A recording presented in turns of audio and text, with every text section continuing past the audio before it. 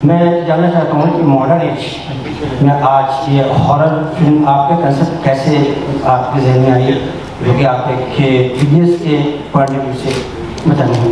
Actually अगर आपने film देखी है, जिन्होंने देखी है उनको ये समझ में एक बात आई होगी कि अब हॉरर कहते हैं ना, तो ये फिल्म हॉरर नहीं है, ये कॉमेडी ज़्यादा है, हॉरर कम है। और इसके पीछे सबसे बड़ा रीज़न ये रखने का कि हमें एक फैमिली फिल्म बनानी थी जहाँ पे एक पूरा परिवार आके देख के एंजॉय करे। हॉरर जो एलिमेंट है ना उसमें वो थोड़ा फियर एलिमेंट है, थोड़ा डराने का एलिमेंट है, पर डराते वक्त हम हंसा भी रहे आपको। तो जैसे भूल-भुलैया आई थी इसके पहले, जैसे स्त्री भी थी, इन दोनों फिल्मों ने भी आपको डराया तो था, पर इतना नहीं डराया कि आपको नींद ही ना आए रात को जाके, या इतना भी नहीं हुआ था कि जहाँ पे बच्चे थिएटर में आके फिल्म देख ही ना पाए। तो हमने जब ये फिल्म सिलेक्ट की थी, ये जॉनर सिलेक्ट किया था, तब ये क्लियर था कि इस फिल्म को एंटरटेनिंग बनाना है, इसको मजेदार बनाना है, और ये रूट लेके कि हम थोड़ा सा डरा भी रहे, आपको थोड़ा हंसा भी रहे। तो ये जो स्टोरी है ना, क्योंकि आपका सवाल वो स्टोरी और कंसेप्ट को लेके भी था, ये महाराष्ट्र की स्टोरी है। ये मुंजा जो है वो महाराष्ट्र से आता है, कोंकण जो उसका पूरा बेल्ट है, कोस्टल बेल्ट, वहाँ से आता है। बहुत बहुत फेमस वहाँ का एक फोकलोर है, वहाँ की कहानियों में एक मुंजा हमें पता है। मैं वहाँ से आता हूँ, तो मुझे बड़े छोटे से, जब छोटा था तब से मैं मुंजा के बारे में सुन रहा हूँ। देखा तो कभी नहीं, क्योंकि ये तो काल्पनिक है, पर पता होता है कि यार गाँव की जो दंत कथाएं होती है उसमें मुंजा का रेफरेंस बहुत आता है। तो उसको लेके उठा के, जैसे कांतारा चली और हमने सब ने कांतारा देखा, ऐसे रीजन की स्टोरी जो हमें पता भी नहीं था, वैसे ही मुझे कॉन्फिडेंटली लगा कि मुंजा भी लोग पसंद करेंगे। वो भले ही रीजन से है, सिर्फ वो रूटेड होनी चाहिए और वो मास एंटरटेनर होनी चाहिए। तो मैडॉक ने उसको बैक किया और वी आर वेरी हैप्पी कि मैडॉक ने ऐसी फिल्म बैक की।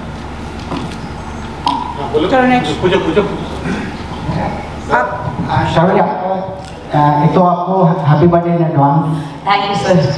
आप दोनों से क्वेश्चन है कि अभी आपने शूटिंग का एक्सीडेंट तो बताया, तो क्या कोई रियल लाइफ में भी ऐसा इंसिडेंट हुआ है कि आप डरे हो या कुछ ऐसा हो? रियल लाइफ में तो मेरे साथ ऐसा कोई एक्सपीरियंस हुआ नहीं है, सुपर नेचुरल या पैरानॉर्मल, लेकिन ये जो 3 AM स्टोरी हमारे सबके साथ हुई है वो काफ़ी डरावनी थी, क्योंकि तब हमारी फटी पड़ी थी और हमारे लिए तब काफ़ी हॉरर था वो।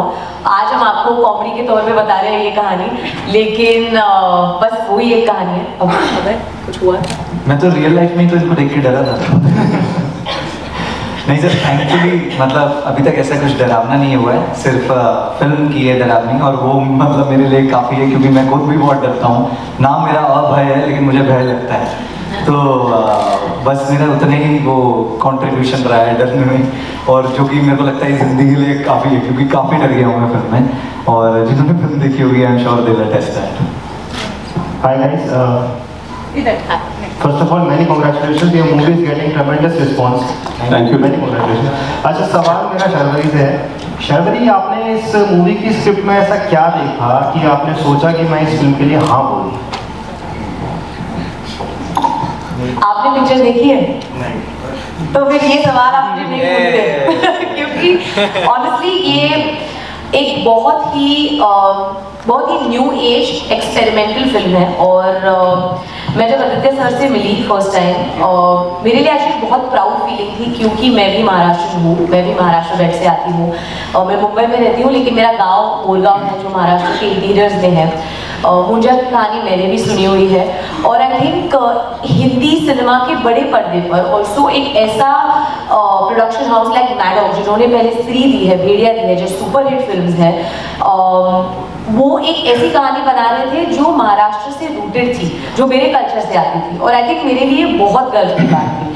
तो ये तो सबसे पहला रीज़न था कि मुझे ये फिल्म करनी थी, और इंस्टेंटली एक्चुअली मेरा और आदित्य मेरा कनेक्ट हो चुका था इस बात पे। और जब ना आप सुनते सुनते कनेक्ट हो जाता है ना, तो आपको बस लगता है कि यार फिर तो 4-5 महीने तो मज़ा ही आएगा, क्योंकि अगर आप पहली मीटिंग में इतना मज़ा आ रहा है तो 4-5 महीने तो कुछ भी नहीं होंगे।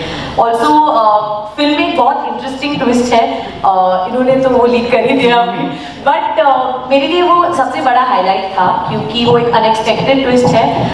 एज एन एक्टर मुझे कुछ नया एक्सप्लोर करने का मौका मिलता है, क्योंकि जितना हमने प्रोसेसिंग किया है, जैसे मैं दिख रही हूँ, वो अपॉर्चुनिटी इतने आसानी से आती नहीं है, और ऑल्सो एज एन एक्टर मुझे वो बैरियर्स ब्रेक करने हैं कि अच्छा लड़कियां मतलब अलग अलग किरदार भी निभा सकती है, मतलब वो they don't just have to play the love interest, the pretty girls, and I think that Aditya sir very well wrote that character for a girl and really brought a lot of flavor for my character in the second half. So yeah, that's why. Hello ma'am, this side हर्षलम review से। Oh yes, hello. Ma'am मेरा question आपसे है कि ऐसे आपकी movie काफ़ी ज़्यादा बॉक्स ऑफिस पे बड़ी सक्सेस हो गई है, तो आने वाले टाइम में आपके कौन कौन से प्रोजेक्ट है? और सेम क्वेश्चन सर आपसे अभी सर से। ऑफकोर्स अभी मुंजा थिएटर्स में लगी है, जिसके लिए हम यहाँ आए हैं, तो प्लीज़ ज़रूर जाके मुंजा देखें थिएटर्स में। इसके बाद मेरी फिल्म आने वाली है वेदा, जो जॉन इब्राहिम सर के साथ है और निखिल अडवाणी सर ने डायरेक्ट की है, जो आ रही है 15 अगस्त को। और उसके बाद मैं शुरू कर रही हूँ स्पाई यूनिवर्स की फिल्म आलिया भट्ट जी के साथ। हाय तरण, अच्छा sorry please thank you, but actually Munjya एक ऐसी फिल्म है, ऑनेस्टली मैंने आज तक कभी ऐसा मतलब इतना ऑनेस्टली इस सवाल का जवाब नहीं दिया है। आप पूछ रहे हो और मैं अपने घर के बहुत पास हूँ पानीपत के, तो मैं बहुत मतलब ब्लंटली आपको बोलना चाहूँगा कि ये एक ऐसी अपॉर्चुनिटी थी जो मेरे लिए सिर्फ एक प्रोजेक्ट नहीं था, एक ब्लेसिंग भी थी। तो और जब ऐसी एक अपॉर्चुनिटी एक मेरे जैसे एक्टर के लिए एक कमिंग ऑफ एज जो एंटर करना ही चाहता है, उस फैमिली का हिस्सा बनना चाहता है, जिसको हम हिंदी फिल्म इंडस्ट्री या बॉलीवुड बोलते हैं, तो ये एक अपॉर्चुनिटी ऐसी होती है कि जिसके लिए आप वेट करना पसंद करते हो। और ये वेट जो 1.5 साल का मेरे लिए रहा है इस फिल्म के आने का, वो मुझसे ज़्यादा इन तीनों ने मेरे लिए फील किया है, क्योंकि they have also wanted Munjya to come out for me, not just for them. तो एक परिवार वाला माहौल जो है वो होना बहुत ज़रूरी है, and I think they have supported me in my waiting time, क्योंकि एक एक्टर के लिए वेटिंग टाइम होता है जिसमें आप एक्चुअली थोड़ा लॉन्ग कॉन्फिडेंस फील कर सकते हो, या डिफ़िकल्ट टाइम्स होता है। आई एम श्योर हम सब उस चीज़ को अग्री करेंगे, and those are the days where you actually become an artist. It's not the days when you are shooting, but जब आप घर में होते हो, जब आपके पास कुछ नहीं होता है करने के लिए, तब आप जो खुद से लड़ते हो, आई थिंक वो एक आर्टिस्ट वाली स्पिरिट जगाता है आपके अंदर। तो आगे का प्रोजेक्ट के लिए तो अभी बहुत इनिशियल स्टेज होगा और मैं बता नहीं पाऊँगा, लेकिन अभी तक जो भी मैं करता आया हूँ, या जो भी कह लो कि मेरी किचन में जो भी किरदार पकते आए हैं, वो लोगों को बहुत स्वीट टेस्ट किए हैं। तो मैं बस होप करूँगा कि आगे भी जो भी करूँ वो लोगों को उतना ही पसंद आए जितना कि बिट्टू पसंद आया मुझे। Hi Taran, Himanshu this side.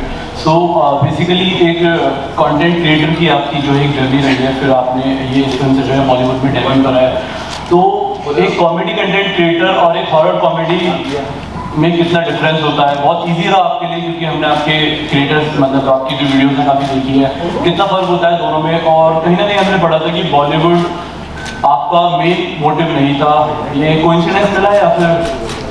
यार डिफरेंस तो पहली बात बहुत होता है। मेरे को आता है रील बनाने की, सुबह शूट करी, रात को अपलोड कर दी। सर को 1.5 साल लगे मूवी बनाने में, तो मैं तो वेट करता रहा सर कब आएगी कब आएगी कब आएगी। पर again it's a difficult project. अगर आप मूवी बना रहे हो तो उसको टाइम लगता है, रील जितना ईजी तो वो नहीं है।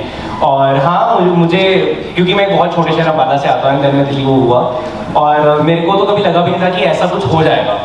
और जितना भी मैंने क्रिएटर की जर्नी अपनी 2 साल 3 साल से वीडियोस बना रहा हूँ देखी है मैंने सर को भी कभी बोला कि जो यूफोरिया मैंने थिएटर में फील किया अपने आप को देख के और ऑडियंस का अच्छा फीडबैक देख के, मुझे वो वैसा एक्सपीरियंस वैसा यूफोरिया 2-3 साल में कभी फील हुआ ही नहीं। 1 लाख लाइक आ गए, 1 मिलियन लाइक आ गए, कुछ आ गए, पर जो लाइव ऑडियंस का रिएक्शन है, जो आप लोगों को मूवी जो अच्छी लग रही है, वैसा एक्सपीरियंस 70 mm पे कभी भी नहीं मिला मुझे। It's very difficult and it's very different.